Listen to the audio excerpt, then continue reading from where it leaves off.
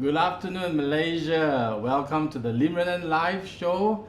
And today we have a very special guest, Mr. Roland Steiner.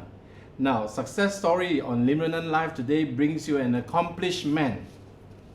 Now, he is the ex-director of operations of the Intercontinental Hotels Group of China. He is Mr. Roland Steiner. Now, Roland was born in a remote farm in post-World War II Germany in 1951.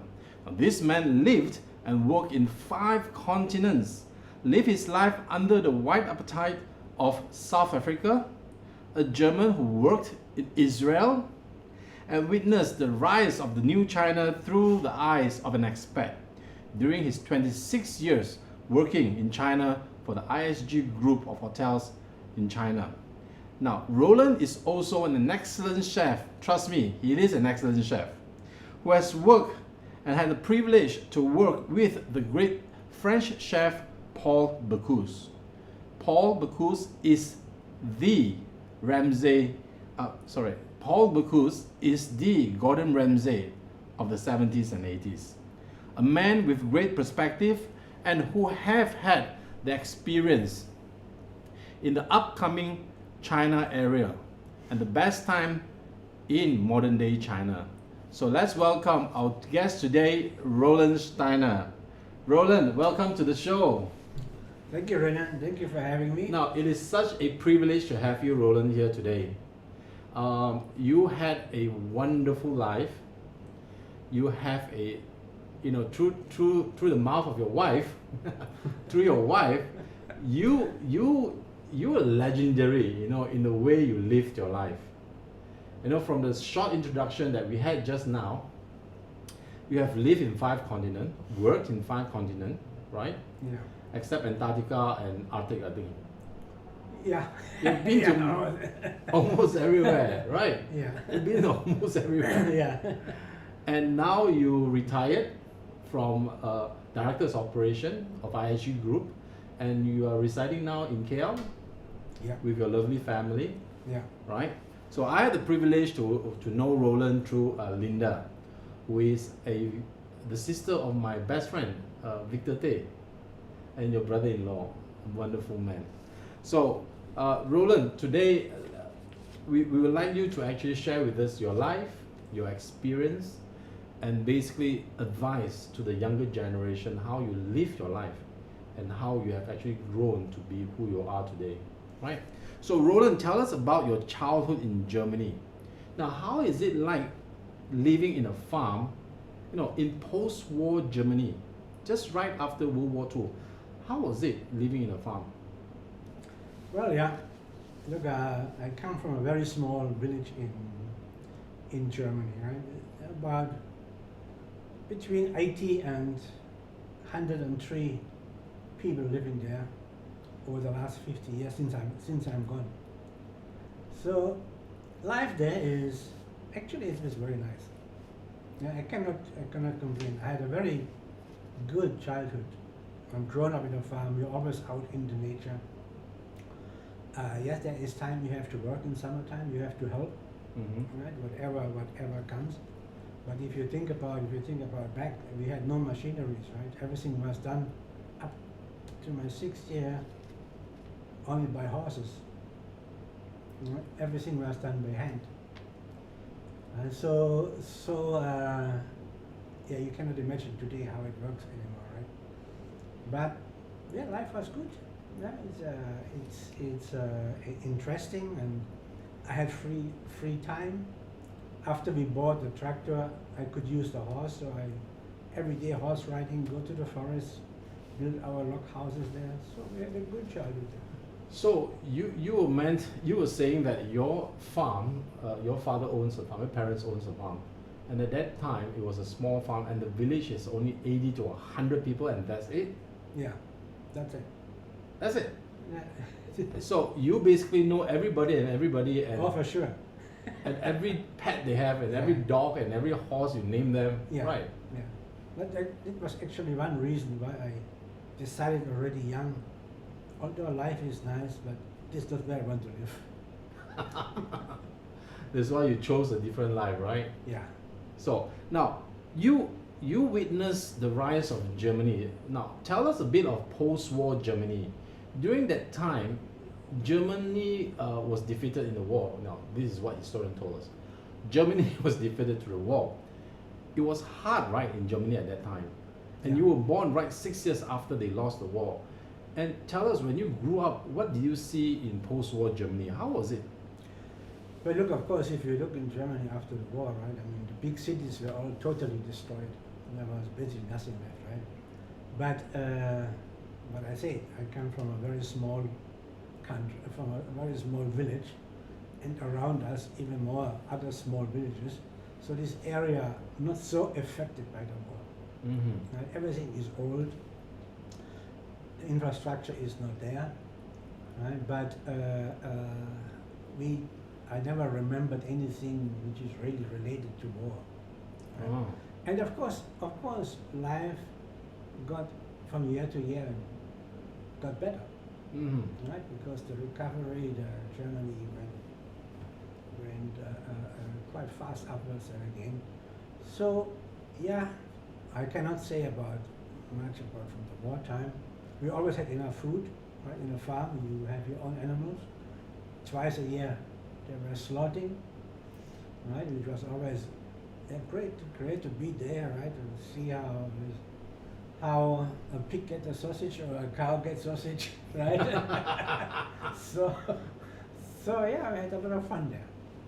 So what you say is that the war did not affect the countryside. Not Not so much. Not so much. It was the Munich, the Berlin Big cities. that was Yeah. really affected. Yeah. Now through the 60s, you were 12, 14, 15. Did you see the rise of Germany? Did you witness that? Oh, sure, right? I mean, How was that? How was the picking up?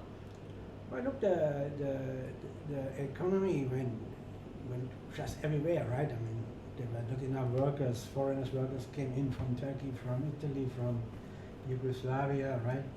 And Germany was rebuilt, right? And it was rebuilt in a very fast time, Mm-hmm. right? Especially 60s, 70s, 80s, I would say. This is the time where Germany really came up again from, right, with new technology, with new things. So, yeah, it's about, I mean, the thing is, look, if you live there, you don't realize so much, right? Mm-hmm. Right? Because it just happens one after one. True. Life getting better year by year. Yep. Right? So, if life getting worse year by year, you will realize much more. Mm-hmm. So at the age of 14, you went to become an apprentice chef. Now, German school was mandatory how many years again? Well, it was 8 years in Germany. So it was At the time. mandatory school for Mhm. 8 years. Mhm.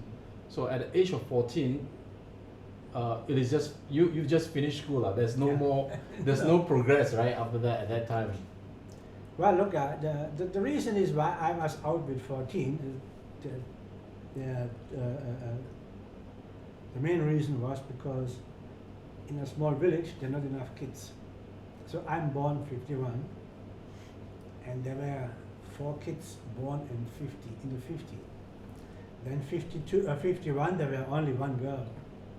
So my parents decided that I should go 1 year earlier to school, join the year 50. Mm-hmm. Right? So that's why I'm finished with 14, where the rest is finished with 15. Ah, Yeah. okay. So at the age of 14, you went and become what we call apprentice chef. Yeah. Well, the life in Germany was then like this, right? You do your school, and then you have to go for apprenticeship. Mm-hmm. So then what is available for apprenticeship, right? Mhm. So I was also thinking of a butcher, electrician, or something like a mechanic. And then my sister married Mm-hmm. an hotelier. Mm-hmm. And she said, why don't come become a chef? So then I was thinking, yeah, that is good, maybe a good idea. So that's why I decided to become a chef. And at that time, your parents are still around, or Yeah. they're still around, Yeah. right? When you're 14, and I understand from you is that you left home at 14 Yes. to work in another town. Yeah. And that was a terrible young age to leave home and to work in another town, right? Yeah, yeah, sure. With 14, it is young. But what I said, it was always in my mind to move on. Right? I only know I don't want to necessarily live there for the rest of my life, right? So that's why it came quite easily for me to go. So at a young tender age of 14, you have decided in your mind that you want to move out of that small town. Yeah. What is the name of the town that you're from? Called Upflameur. Can you say that again for the guests? Sorry, the Malaysian guests couldn't have It's comprehended. called Upflameur, Upflameur. which sounds very French, Uh-huh. right? And they were actually saying the name came from Napoleon. When Napoleon marched to Russia, there were a stop in a valley which called Flumen, and then they will say this is Upflameur, which means above Flumen. So that's where the name, what they say the name come from. If it's true, I do not know. Okay, that was a long time ago, It was a right? long time ago. That was a long time ago. Do you go back to your hometown frequently? Yeah, usually I go once a year or twice, or once in 2 years. Now, how many people are still living there? It's still the same, right? There are maybe 5 new houses have been built, but it's not because people don't want to live there, because you can't get land to build. It's all kind of protected land, right? So they want to keep the land as it is. Uh-huh. So basically your family still have land and the farm Yeah. is still there. Who is running the farm now? No, we don't have a farm anymore. The farm has been gone for a while. My brother still lives there, Mm-hmm. right? But he has given up the farm, and he has still the land which he leases out, right? But he has done then other jobs for the government in the forests, etc. That would be lovely, right, to visit your hometown if I would have the opportunity. Oh yeah, I mean, Yeah. it is it's a nice village, right? I mean, you are surrounded by forests and fields and all this. It's really a nice. It's very nice. Right. So we're gonna switch you to over some of the presentation that we have now. So let's look at the first picture. Now, this is the story of Roland Steiner, and you can see from the background that is him with the. They are actors. They are not real communists. Actually, this was my 60th birthday party in Beijing. Okay. Which my wife organized for me, right? And all the people which you see there, they're not soldiers, they are all my department heads actually. Right? And So to my right is the deputy general manager from the hotel. all right. So to the political bureau of Malaysia, don't be alarmed. These are all fake soldiers. They are not communists. Okay. Right. So tell us a bit about. Sorry. So it's okay. We will edit this part. Let me just.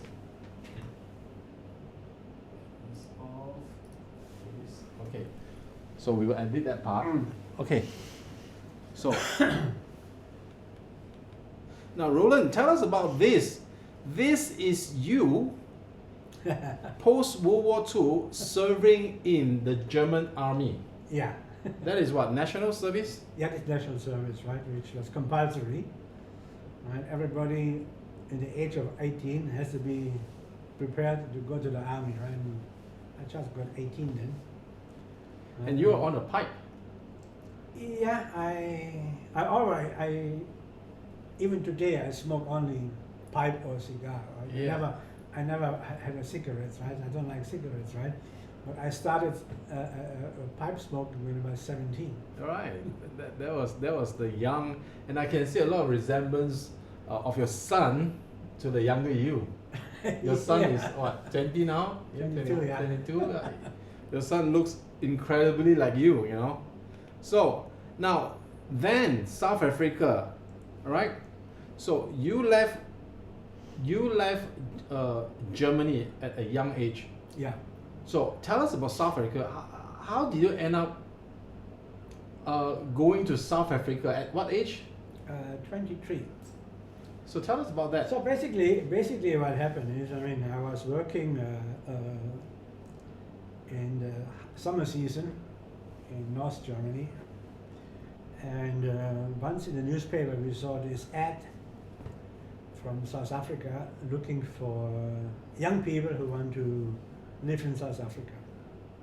And the deal was that South Africa was paying the airfare and they would accommodate you for 2 weeks, where they arrange interviews. It depends what occupation you have. Right? So basically,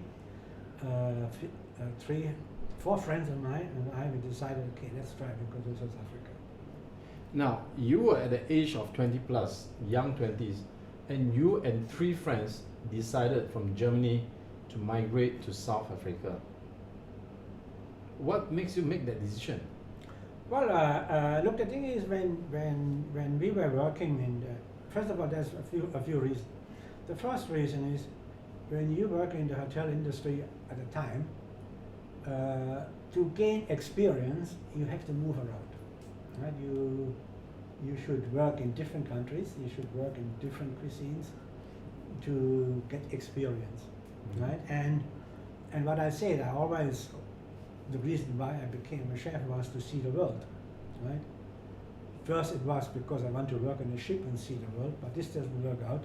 So then this with South Africa came, and we applied for South Africa, and we got all accepted. We gave the date when we can travel on, and in January, I don't know, 74, 75, we all flew to South Africa.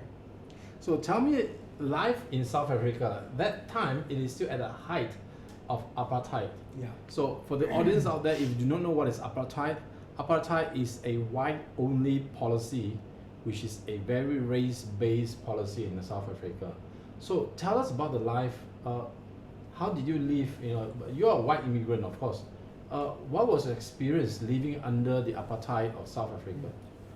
Well, look, when you go there, we not even thought about apartheid or something like this, right? But when you arrive in South Africa, and when you go out, you will see everywhere is white only, white only, white only, or non-black, non-black. So then you realize that something is different here, right? The buses, the trains is where blacks cannot go. Yeah, that's where you really feel that there is a difference, right? And of course, people in the black people in the 90s would have to leave. I mean, I was in Johannesburg, right? Around Johannesburg, there are 2 cities. One is Soweto, one is Sun City. One Soweto and Alexandria, which is black only, right? And in the night before 12 or something like this, the blacks usually would all have to leave Johannesburg, the city, and go home to the cities in the morning to come back. So what you're saying is that blacks has a curfew. Yes. During the 70s. Yes. That they must leave Johannesburg and go back to Alexandria, which is blacks only. Yeah. So no white man will live in Alexandria. They only could stay in the city when they have to work. Like maids. Like a maid, like a maid, like night chefs, like some people always security, always have to work, right? But if you don't work, you have to leave. Oh, so that was pretty tough, right? Yeah, it's look at the thing is, we never had a problem with the black people. The black South African at the time, they hated the white South African very much, right? But we never had a problem, right? I mean, when we go around South Africa, we were sometimes camping next to the black villages there. We never had a problem, right?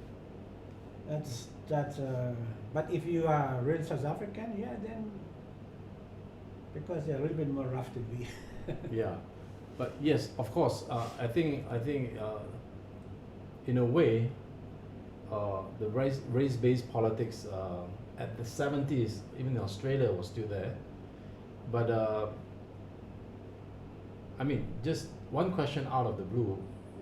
German used to be a white only kind of during the World War under Nazis, right?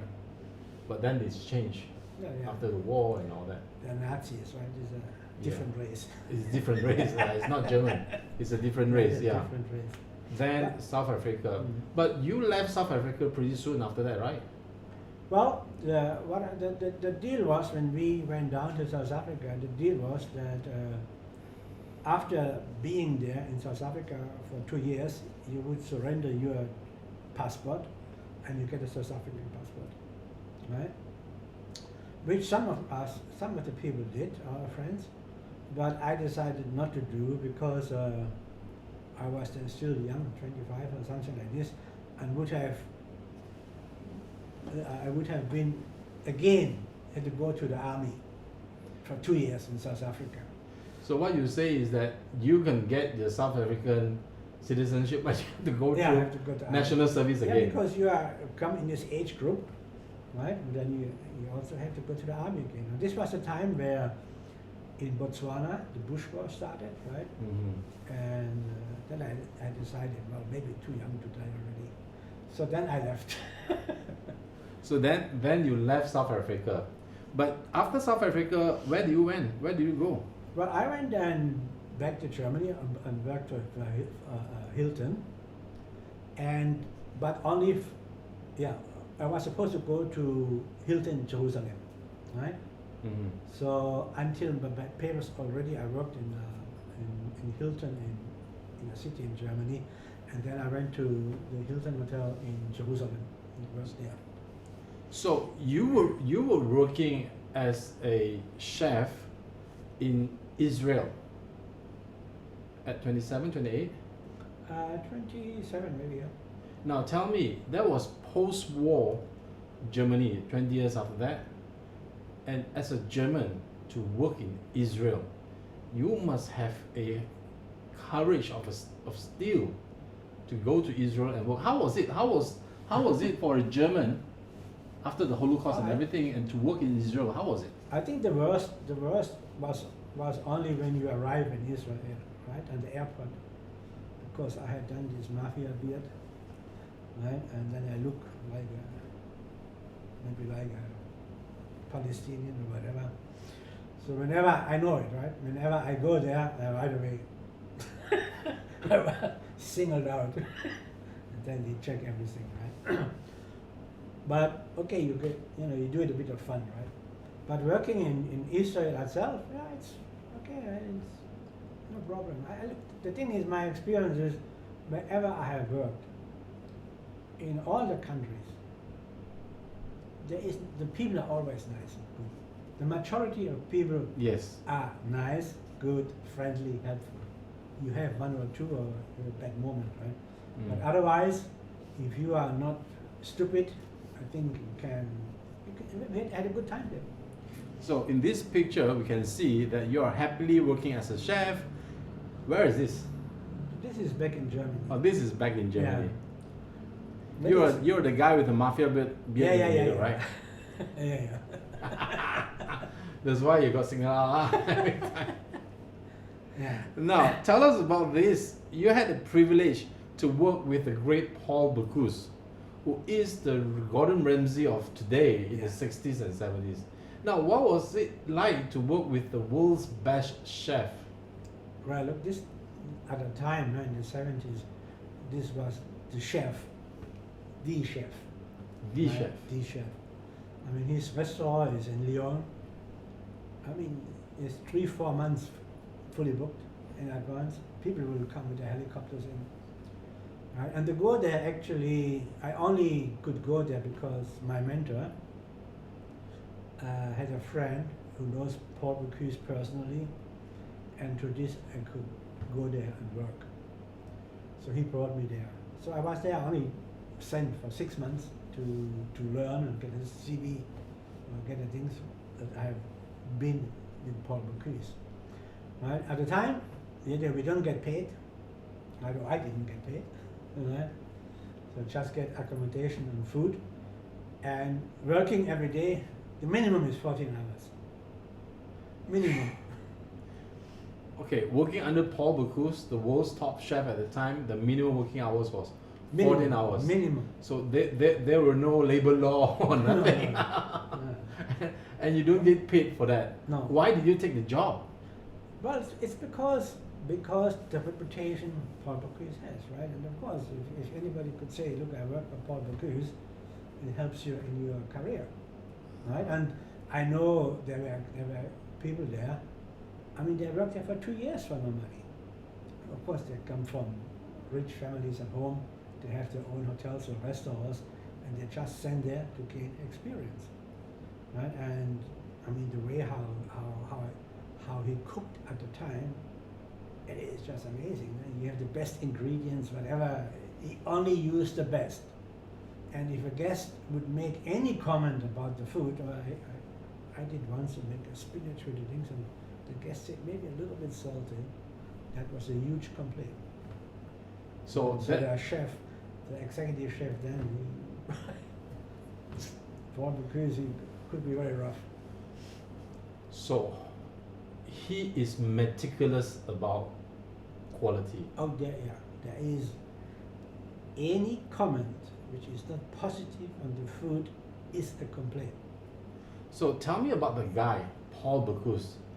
This guy, he's been the #1 chef for a long time in the world. Tell us about a bit of him, your experience with Paul. Well, look, we didn't deal personally with him, right? I mean, he is just around in the restaurant.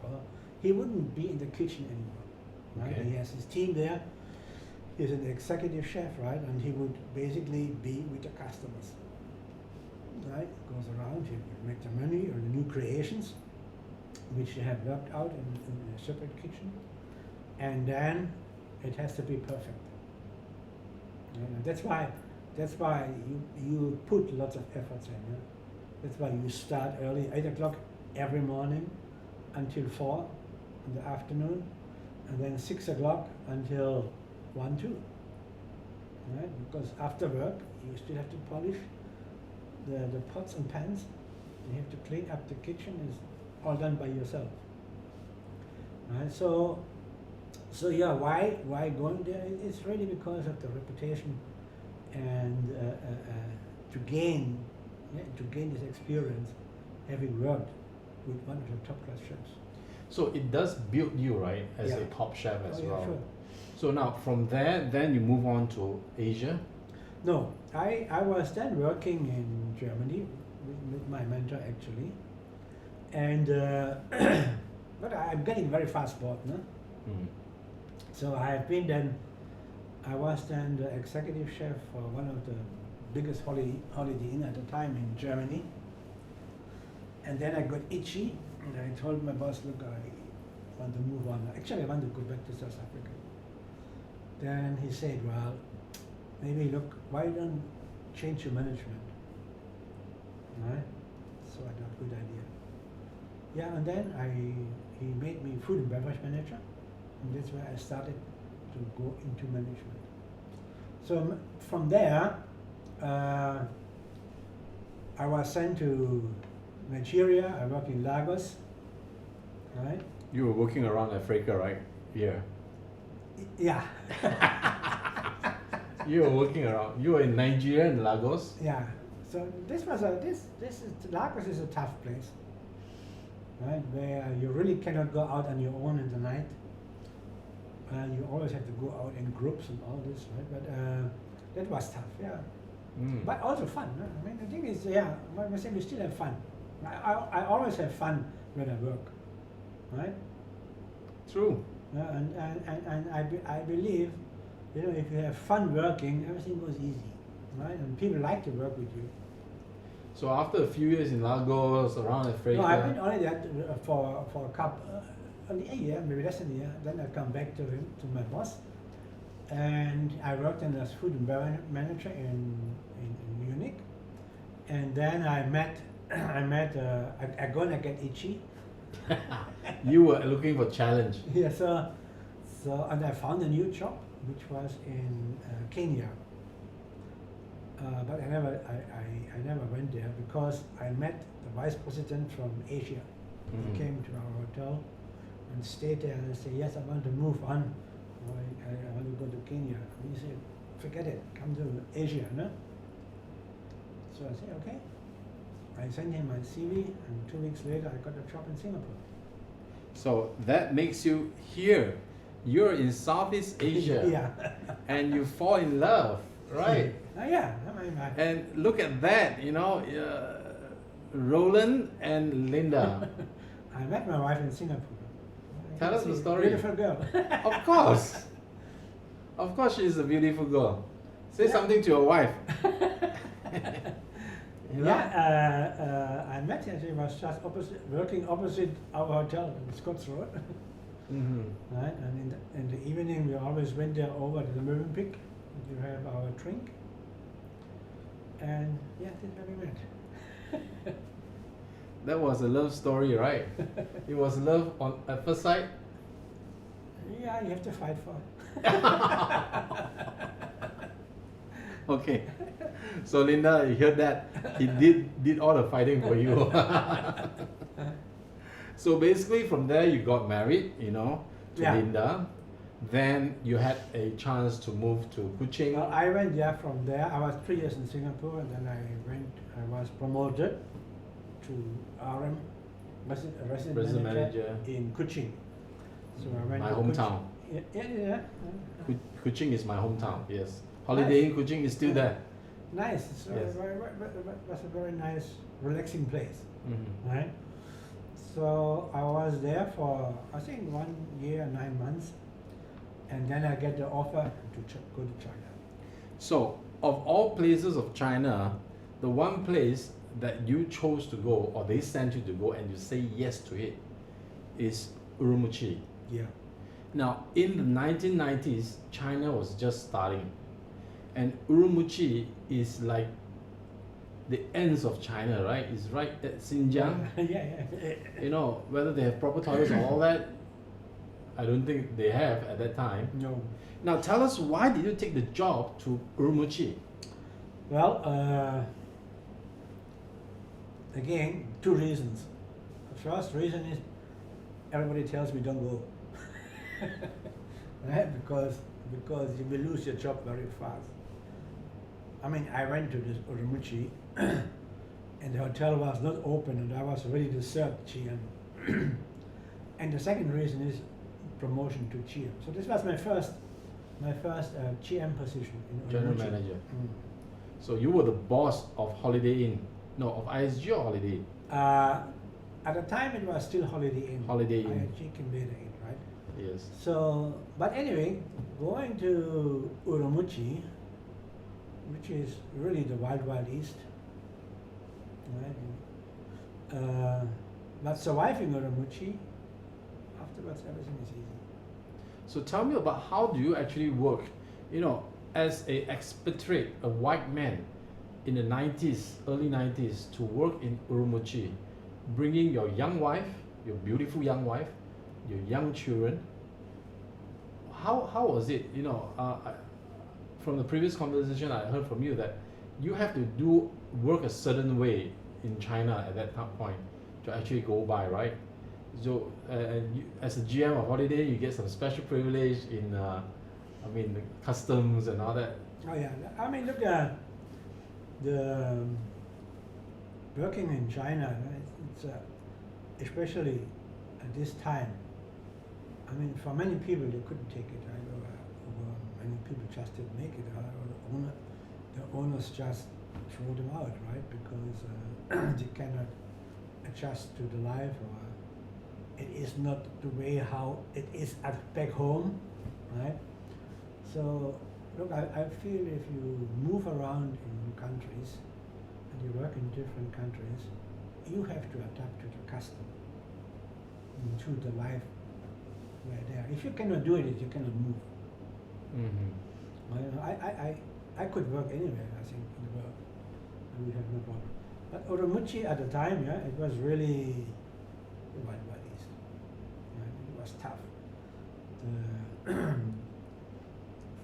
From the owner side, also one part was very difficult. But all what's going on there in life, we have everything, from almost murder to fire to anything you can imagine. Fights every month, one big ones. That was the wild east. So, but Urumqi gave you the golden key Yeah. to work in every other part of China, right? Yeah. I would say Urumqi was a good learning. It was a good learning. You were good a young learning. GM. And the other thing is what I think what worked for me very, very well, I started to make my own reputation by being able to handle difficult situations or difficult projects. So Urumqi gives you opportunity to make a name for yourself in the hotel industry. You became It's the beginning. the guy at the beginning. Yes, it's the It's the beginning. beginning. But a few years later, I mean, people come ask for you. Mhm. You don't apply. That's a good sign. So you have hosted many people in your hotel throughout your life. So one of them is this guy. This is Li Keqiang. Yeah. Li Keqiang is the China vice premier, and he has gone to be the number 2 mayor of China. Yeah. Tell me your experience shaking his hands. Yeah. Look, this was before the Olympics, right? So a lot of people coming at this time, right? I mean, that was the best time, huh? And I mean, he was then not that powerful as he is now, right? But yeah, we have met quite a number of people, right? And of course, you just shake the hand and you have a few words with him, and then he moves on to his business, right? Tell about this guy. Yeah, that's You had the privilege of shaking the hands of Yao Ming. that's a big man. Yeah, I mean, just look at the size. That's a big man. You know, I think you hardly reach his chest. I mean, he cannot walk through the door, right? Yeah, The you can see from revolving there. door. He has to, no doubt. I mean, he's, I think, 2 meters 36 or something like this. Yeah, Oh, he's yeah. 7 foot. So you just 4 or reach till 7 foot here. 5. Yes. Was he a nice person? Yeah, I mean, they're all fine. They're all nice, Yeah. right? I mean, no matter what you have, people, they're all nice. I have a picture of Yao Ming, but it was a selfie picture where I took in Shanghai. He so happened was at a hotel, and I took this way, you know, without him looking, you know. that was about it, you know. That was fun. Yeah, we were on the stage, right, with him. Yeah. The whole group. It goes like this. Yao Ming is Yao Ming, right? Now, then, after so many years from South Africa, you have the privilege of meeting FW de Klerk, Yeah. who is the president of South Africa that abolished the apartheid system. Yeah. How was your sorry, let me just edit that, huh? So, okay. Now, how was your experience with him? You know, you lived in the white apartheid before, and when you met him, how did you feel? You know. Well, look, de Klerk, of course, I mean, he is the man who ended apartheid, right? So his relationship is very, you know, he did something great for the country, right? And then also, you know, the day where he declared that South Africa is no longer apartheid, when he declared it, his wife was shot at home. Oh my God! You mean when he declared abandoning of South apartheid in the parliament, his wife was shot at home that night. It's the same time. That is like a huge sacrifice Yeah. for the man who wants to do something right. So he is obviously a very open man, right? Sees things differently, and does the right thing, right? And even if you sit down with him and talk to him, it's very fun, full of jokes, right? Mhm. It's a very nice man. So I can see you at that point. Let me just go back there. So I can see you with that point, and he is actually quite elderly at that point, Yeah. right? When you saw him Yeah, in China. yeah. I think So he's he was already visiting. in the mid-80s or early In the mid-80s. Yeah. Yeah. And I'm sure you have full of respect and admiration for this person. Yeah, absolutely. Absolutely. Absolutely I mean, he's a right. great man. He's the guy that ended apartheid and freed Mandela. Yeah, So, he's a great man. yeah, so that is amazing story. So tell us about this. And you were shaking hands with Jacques Rogue. Jacques Rocky, Rogue, yeah. right? He is the IOC president. I mean, that was also before the Olympics. What I said, our hotel in Beijing is 500 meters to the bird's nest away, right? Yes. So all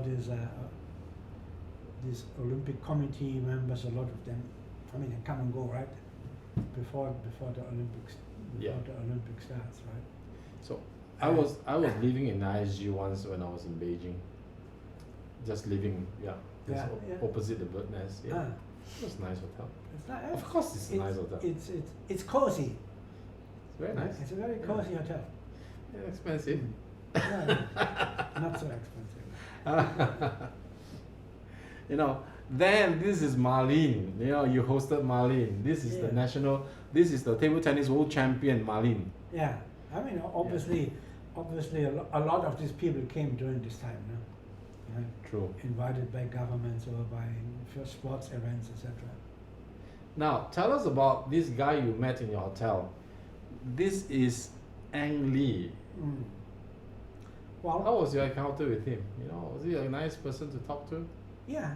I mean, he is a nice person, right? And I mean, look, you talk 5 minutes, 10 minutes, then it's gone, right? But what would I say? All these VIPs, no? I mean, they're nice people, right? And you just change a few words, right? True. Now, so this is another guy, Van Verbruggen. Heinz Verbruggen. Hein Verbruggen, Yeah. sorry. I couldn't pronounce it properly. Hein Verbruggen. He's Belgium? No, he is a Dutchman. He's a Dutch. He's a Okay. Dutchman. The right? vice president for IOC. Yeah, he is for the. His background, he comes for the bicycle Yeah. racing. So you were saying is that throughout your life hosting all these VVIP and VVVIPs, presidents of nations and all that, what was your one, if you can just just summarize it in say one sentence, how would you describe these people who are very powerful at their time, and when you met them, how would you describe them? Well, all the people you meet, as powerful people, are basically nice and friendly. What makes it difficult are the second tier.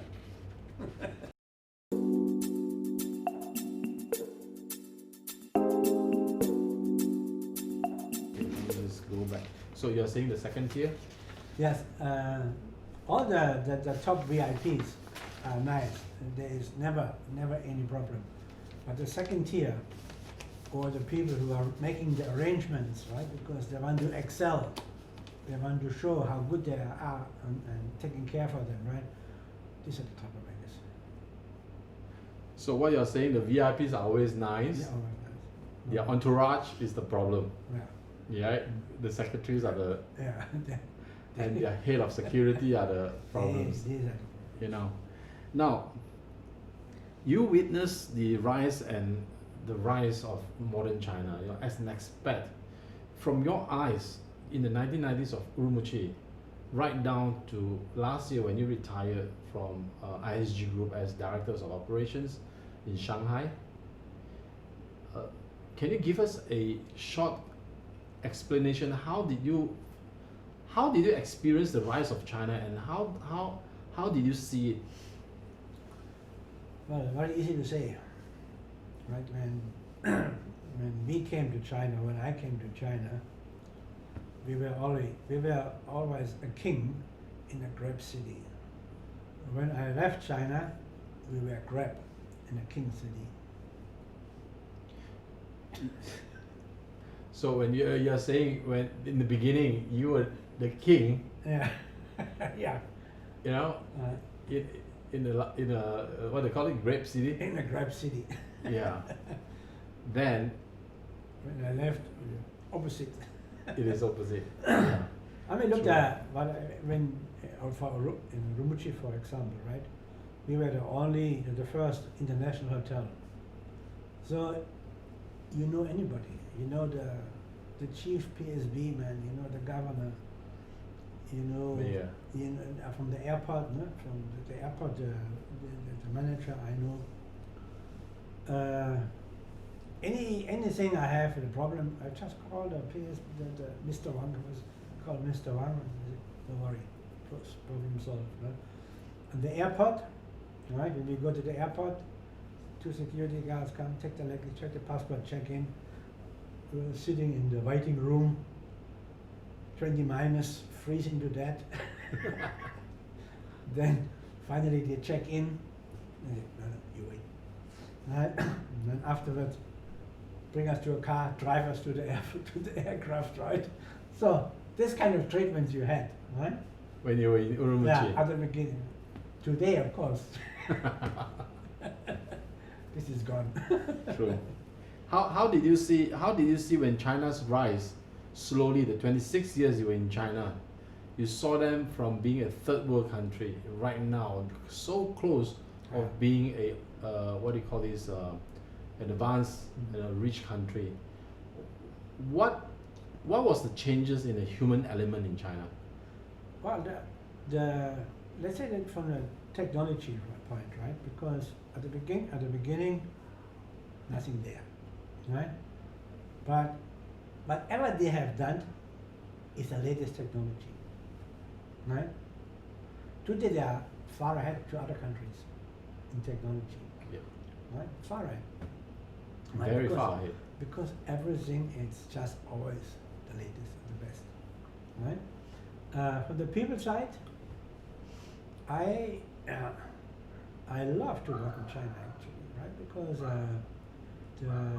the people are hardworking, eager to learn, hardly a problem, right? They're honest, right? So from this point of view, it's really, I enjoyed working in China. I think China was one of the best time I had. I was 26 years in China, right? And I have worked in 10 cities, right? Yeah. Around China, right? And it was, everywhere I go, it was good, right? Now, of all countries that we have worked, lived, and experienced the best experience in your life, why did you choose to retire in Malaysia? Well, look, what I said, I have my family here, right? We bought our home here a long time ago, which was always our base. And actually the plan was actually after I stopped working to retire here. It was always my plan, right? So Malaysia is a great country, right? It's good to live in, right? It's, Peaceful. yeah, it's beautiful. It's reasonable, right? It's a great country. You know, in one sentence, what advice can you give the younger you? Well, one sentence maybe not enough, or maybe 2 or 3. Okay, it's okay. 2 or 3 is fine. The thing is, look, the time is very tough, right? But I think we have to stay positive and look for new opportunities which are coming up. For the people who are working, who go to work, treat your work like your own business. If you treat your work as your own business, people will realize you take care. And if you are hiring people, hire only the best who take care for your business. Then Mhm. your life will be. So, one advice for the young people is that if you're working for people, take care of your work like your own business. Like your own business. You heard from the man. That is one great advice, and that will bring you somewhere, right, in life. Yeah, I mean, look, if you do your job right, if somebody sees you take care for them, why should you have something negative? So my last question for you, Roland, will you live, if you get the chance to live your life again, go back to when you're 14, what changes will you make? Well, I think I would put more efforts in my early education,